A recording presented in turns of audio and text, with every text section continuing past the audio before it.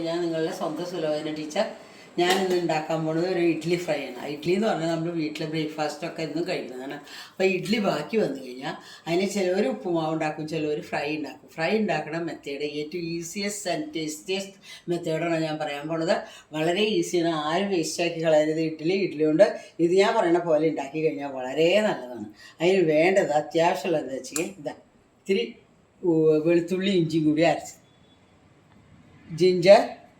Garlic paste, ginger garlic paste, ഇതാ കുറച്ച് ഉപ്പിടുക.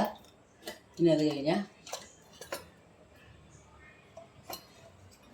കുറച്ച് മുളക് പൊടി, മഞ്ഞൾപ്പൊടി, കുറച്ച് മഞ്ഞൾപ്പൊടി, ഒരു ലേശം മുളക് പൊടി അധികം വേണ്ട.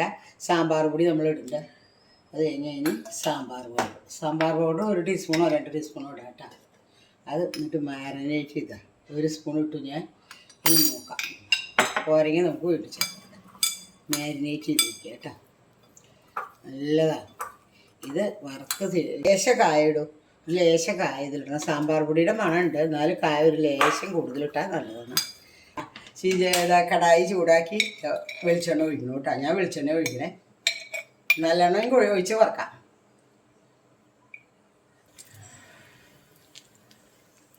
രണ്ട് കറിവേപ്പില ഇട്ടു, ഇതിലിടുന്നു കേട്ടോ. കുറേശ്ശായിട്ട് ഫ്രൈ ചെയ്തു.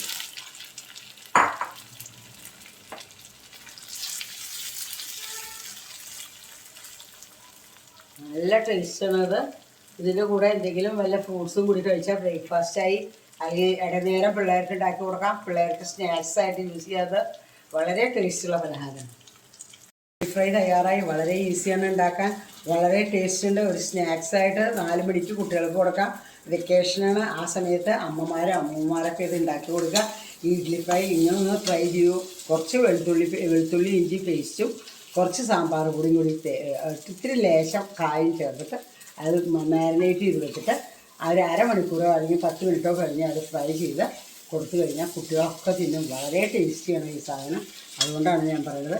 ഈ വീഡിയോ ഇഷ്ടപ്പെട്ടാൽ സബ്സ്ക്രൈബ് ചെയ്യുകയോ ലൈക്ക് ചെയ്യുകയോ ഷെയർ ചെയ്യുകയോ എന്ന് നിങ്ങളുടെ സ്വന്തം സുലോചന ടീച്ചർ.